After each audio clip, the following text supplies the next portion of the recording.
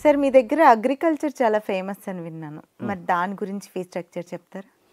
Ma'am మన దగ్గర agriculture విషయానికి వస్తే రెండు, ఒకటి బ్యాచులర్స్ బీఎస్సీ అగ్రికల్చర్ ఉంది అండ్ అట్లానే మాస్టర్స్ ఎంబీఏ అగ్రి బిజినెస్ ఉంది. సో మనం ఏం చేసామంటే అయితే 4 years అంటే ఓన్లీ నేను బీఎస్సీ అగ్రికల్చర్ తీసుకొని బయటికి వెళ్ళిపోతాను అనుకుంటే అట్లా 4 yearsలో కంప్లీట్ చేసుకుని వెళ్ళొచ్చు. లేదా ఇంటిగ్రేటెడ్ ప్రోగ్రామ్ ఉంది, ఒక ఇయర్ సేవ్ చేసుకోవచ్చు. ఎంబీఏ అగ్రి బిజినెస్ ఉంటుంది, దట్ ఈస్ ఫర్ 2 years అనమాట. అట్లా కాదు ఇంటిగ్రేటెడ్ ప్రోగ్రామ్కి వెళ్దాం అనుకుంటే వన్ ఇయర్లోనే ఈ మాస్టర్స్ కంప్లీట్ అవుతుంది. At the same time plus 4 years BSc agriculture.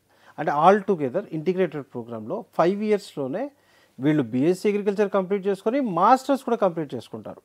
So దీని ఫీ స్ట్రక్చర్ వచ్చేపాటికి 45,000 పర్ సెమిస్టర్ ఉంటుంది.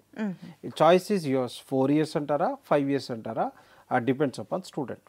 అంటే 90,000 అప్రాక్సిమేట్లీ పర్ ఇయర్ వస్తుంది. సో మళ్ళీ మనకి ఈ బీఎస్సీలోనే కెమిస్ట్రీ యూనో బీఎస్సీ రిలేటెడ్ ఏవైతే కోర్సెస్ ఉంటాయో అవన్నీ కూడా జువాలజీ ఇవన్నీ కూడా దీంట్లో ఉంటాయి. మనకి సైడ్లో స్క్రీన్లో కనపడుతున్నాయి. బీఎస్సీలో ఎన్ని ప్రోగ్రామ్స్ అయితే మన దగ్గర ఉన్నాయో వీటి ఫీ స్ట్రక్చర్ కూడా అప్రాక్సిమేట్లీ ఒక 30,000 నుంచి 40,000. అంటే ఇంజనీరింగ్ ఒక్కటే కొద్దిగా ఎక్స్పెన్సివ్గా ఉంటుంది.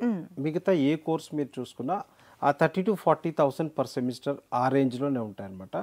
సో బీఎస్సీలో అట్ ద సేమ్ టైం ఎంఎస్సీలో కూడా, ఎంఎస్సీ మనకి ఇందాక మనం మాట్లాడుకున్నట్టుగా ఎంసీఏ ఉంటుంది, దాంతోపాటుగా ఎంఎస్సీ బాటనీలో కానీ జువాలజీలో కానీ వీటన్నిటిలో కూడా దాంట్లో కూడా ఉంటుంది, బయోకెమిస్ట్రీ కానీ.